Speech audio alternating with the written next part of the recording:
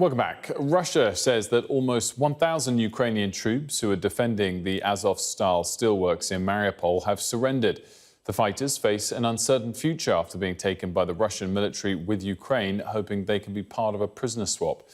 We can go live now to Ukraine and speak to Yuriy, who's the advisor to Ukraine's Minister of Defence. Very good evening to you. Thanks so much for joining me this evening. My main question to kick things off before we get into the ins and outs of what might happen to those troops is your take on the scale of what they achieved over the last few weeks and whether in years to come Ukraine will look back at the fighters of Azovstal and Mariupol as the kind of biggest heroes of this war.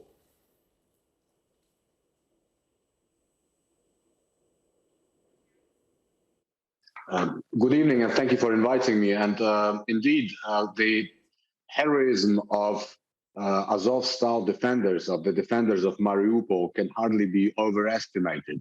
They've been defending for over 82 days, and this is something which many military experts say is beyond human. This is something that is not amenable to any analysis. There are very few examples historically when such a heroic resistance could take place.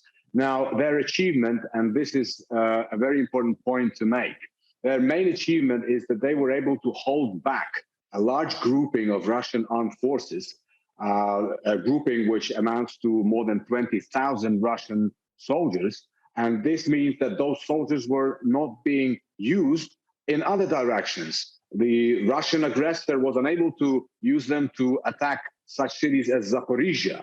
Russia was not able to use these 20,000 plus war criminals to attack further Donetsk region. So from this perspective, the defenders of Mariupol and the defenders of Azov-style steel plant, they have achieved their main military objective. This is something which was emphasized by our president, Mr. Zelensky, by our Minister of Defense.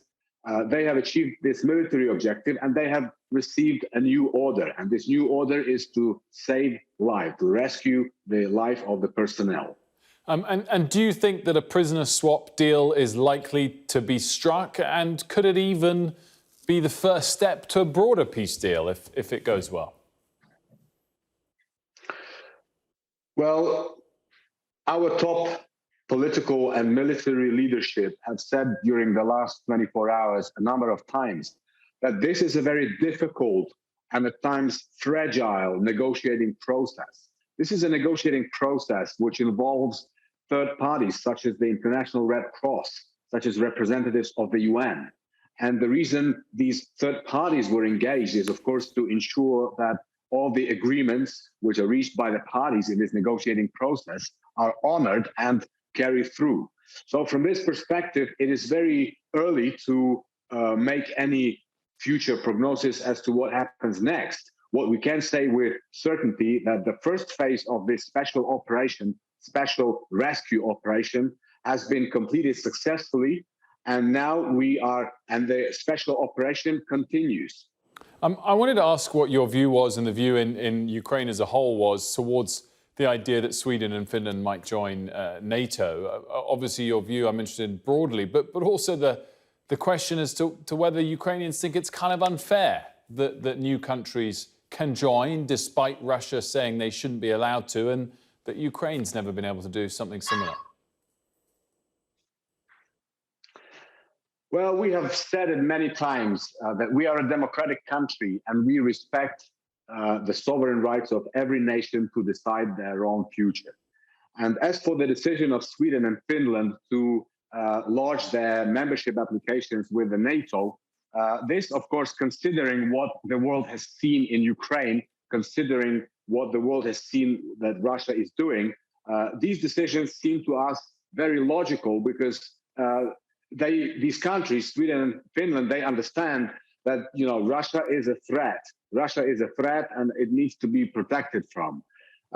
So, from this perspective, these decisions are logical. And what is interesting to note is that if you remember when this large-scale invasion of Ukraine by Russian aggressors began, one of the things that Russia was saying to the international community, and in fact, they continue to say this up until today, that they were against the enlargement of NATO. And it is a twist of irony that, 12 weeks after their large-scale aggressive war, they achieved the opposite result. They achieved the result whereby NATO actually can enlarge and become bigger. So from that perspective, it's very ironic, we believe. Yuriy, thanks so much for joining me this evening. Very much appreciated. That was the News Hour at 6. Thanks so much for watching.